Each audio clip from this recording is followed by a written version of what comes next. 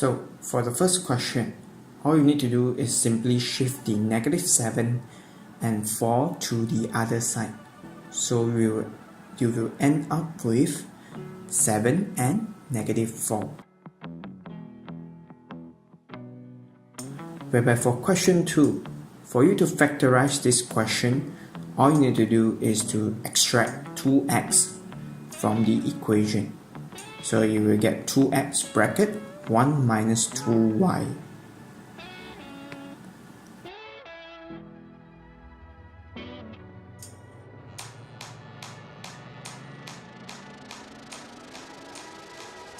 For the following question, for you to find angle BAC, okay, the adjacent and hypotenuse was given.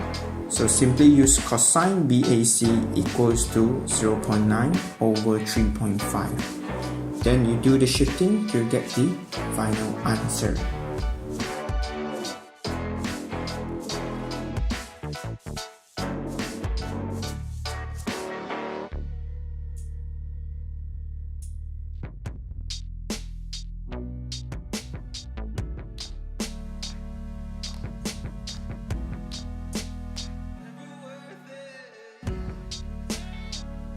Question 4. So what I would do first is to shift the 8n to the left hand side and shift out the 3 to the other side. So after you do the rearrangement and calculating, you will get -2n more than -3. So in order for you to get rid of the negative, simply change the inequality. So you will end up with 2n less than 3, n is less than 3 over 2 or 1.5.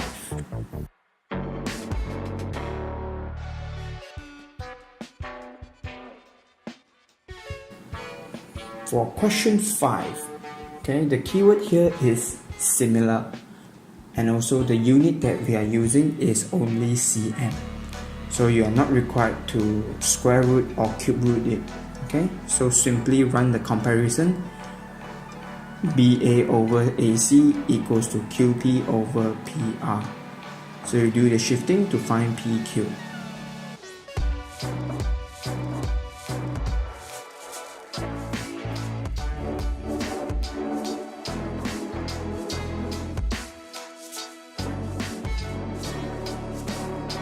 For question 6, okay, recurring decimal. So x equals to 0.44444, etc.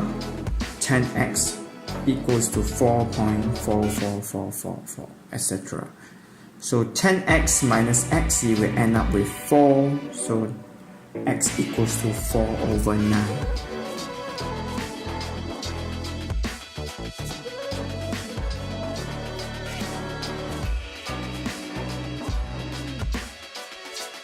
For you to calculate question 7, simply use the formula half times AB sine C. So in our case, it's half times 2.3 times 27.6 times sine 25.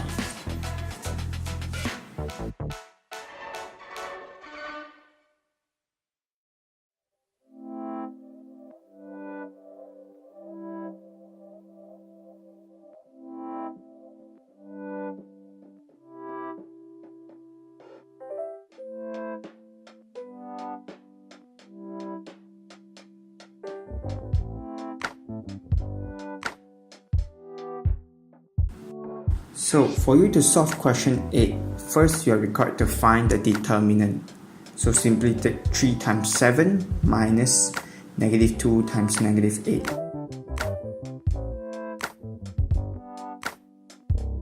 So you will end up with 5. Then 3 and 7, you swap their place. Okay, and then multiply -1 into -2 and -8 respectively. So your final answer will actually be 1 over the determinant, which is 5, 7283.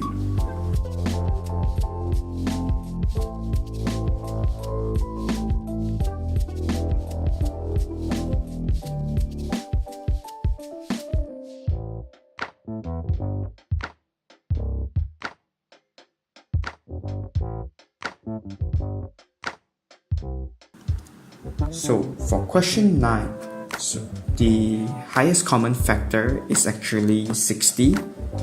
So 19 you're required to multiply by 5, 13 you're required to multiply by 3.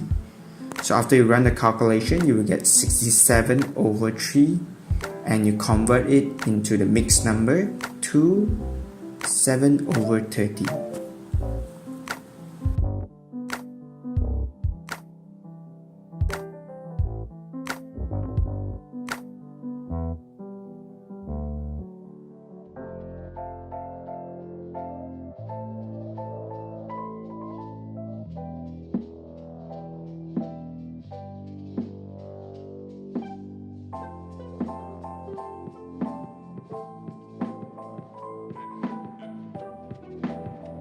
Whereby for question 10, first thing you need to identify is the 20,000. So simply convert it into meter first. So you will get 200 meter for that.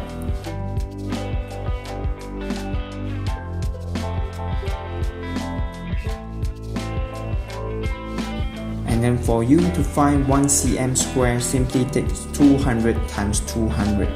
So you will end up with 40,000 meters square. So 1.6 times 40,000, you will get the final answer of 64,000.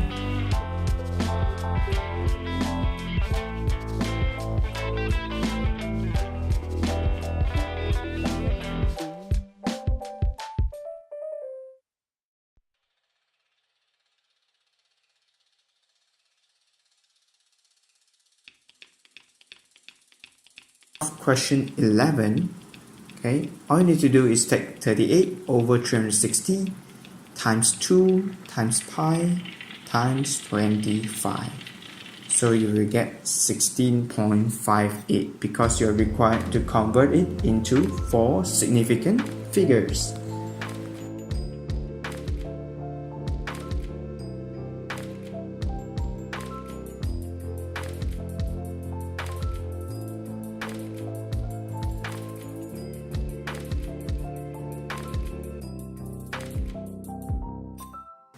For question 12, the keyword here you need to identify is the unit was converted to the nearest of what.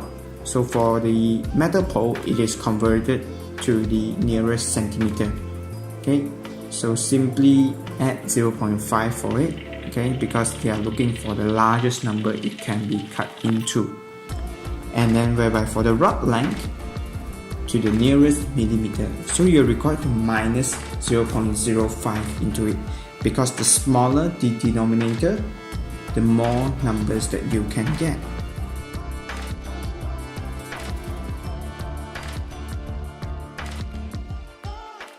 So 500.5 divided by 5.75, you will get 87.04. So you round it down, then you get 87 as the final answer.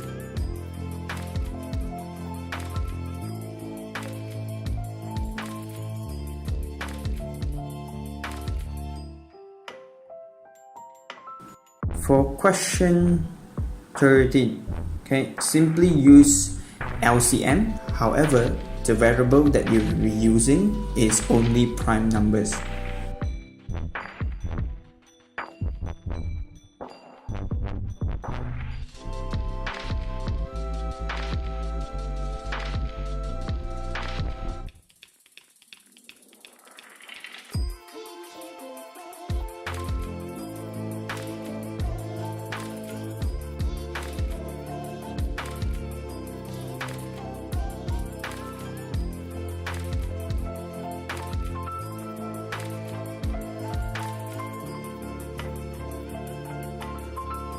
So as you can see, you get 2 to the power of 5 times 3 to the power of 2 times 7.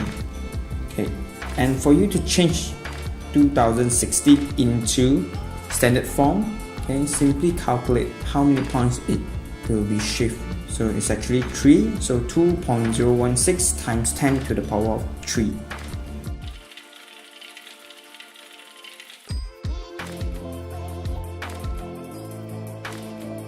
So question 14, simply add them up okay, based on their respective variables. So x to the power of 3 plus 5, y to the power of 4 plus 3. Okay, whereby for part B, you're required to multiply the power of 3 into the respective variables inside the bracket. So you will end up with 3 to the power of 3, p is 2 times 3, m is 5 times 3. So your final answer will actually be 27, p to the power of 6, m to the power of 15.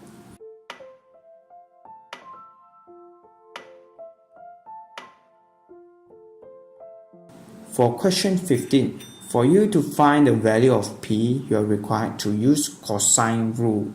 Okay, so I've already attached the working. Okay, you can just refer it.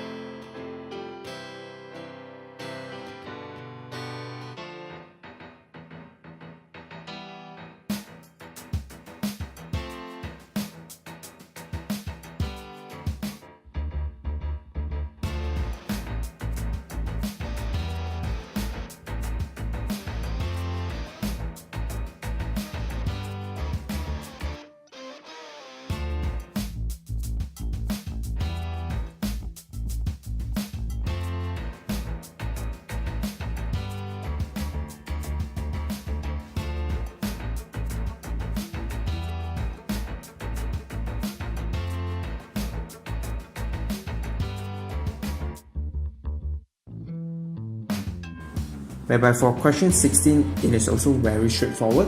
Okay, first you're required to find the midpoint, okay, of the respective interval, then multiply it by the frequency. So the total you can actually identify from the question, which is 70. So you run the calculation and get the final answer.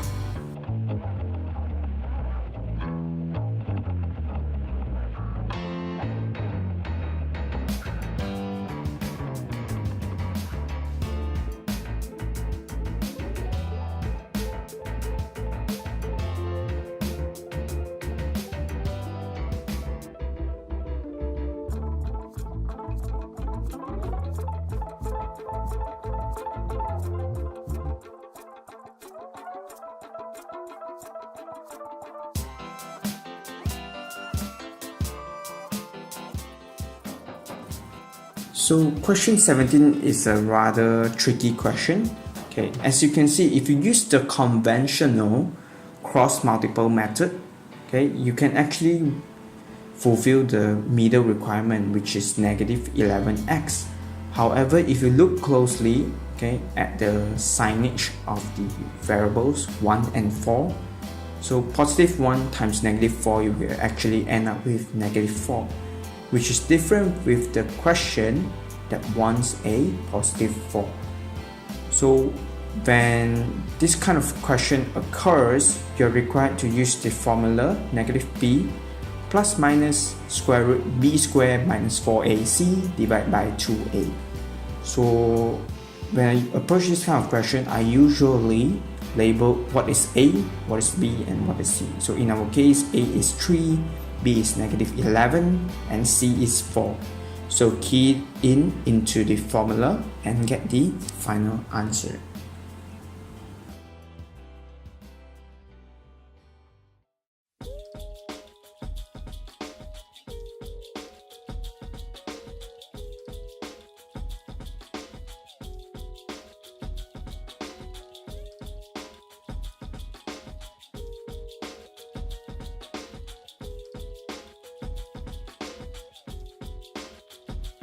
For question 18a, so this is actually the z rule.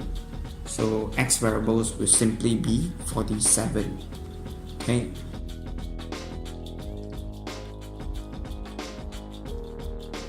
Whereby for you to identify y, okay, simply take 360 minus 115, 85, and 97. Then you will get 63. and then 63 plus y is actually equals to 180 degree because it is a straight line. So you just run the calculation and you will get y equals to 170.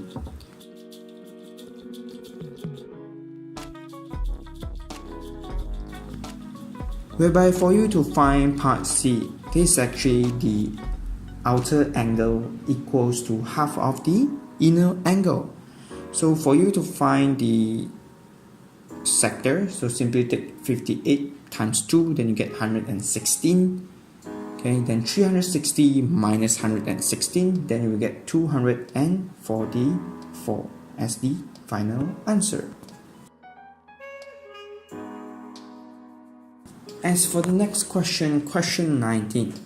What I usually do is to identify the horizontal and vertical line first.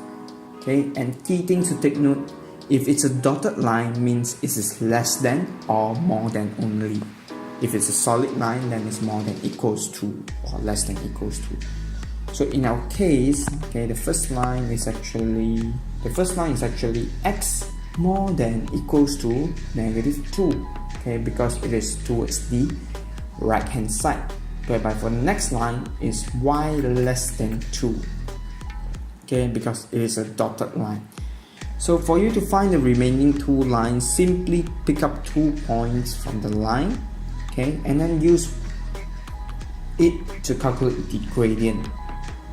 And also you can identify the C because from the line itself, because it intersects with y axis.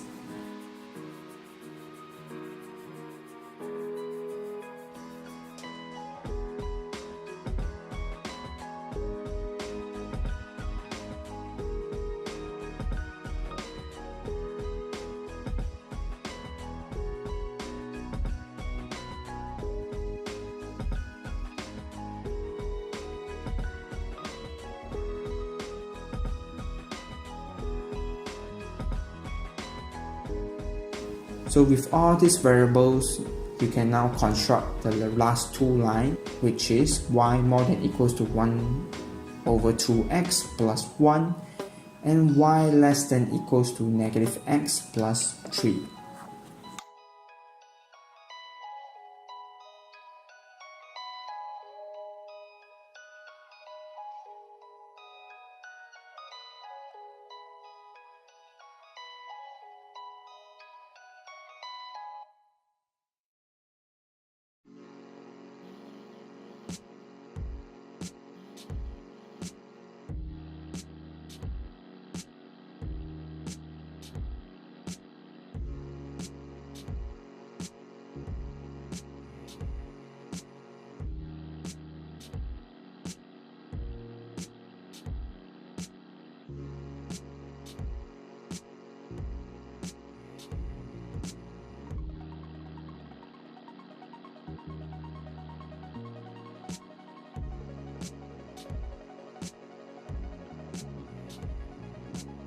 For you to solve the question 20, okay, simply substitute the value n equals to 3 into the equation.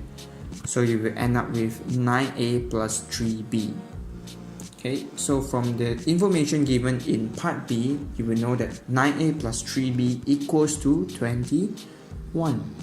Okay, and the sixth term is 96. So simply substitute 6 into the equation again, then you will get 36a plus 6b equals to 96. So this is actually a simultaneous equation. Okay, I've included a working in it, so you can just refer it on how to solve this question.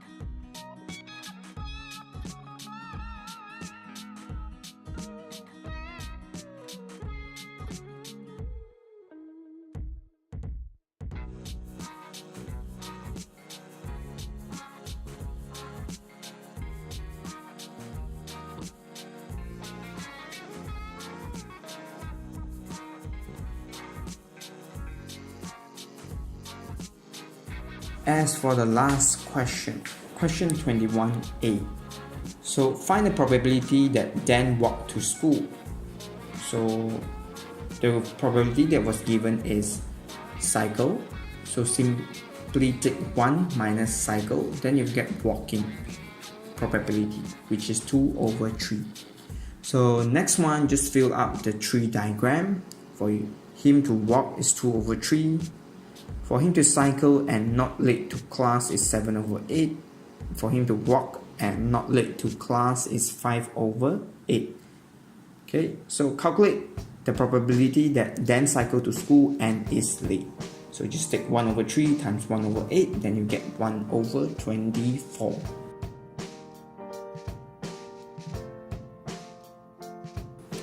And for you to find Dan is not late, simply take 1 minus Dan cycle and late, and also minus when Dan is walking and late. So we end up with the result of 17 over 24.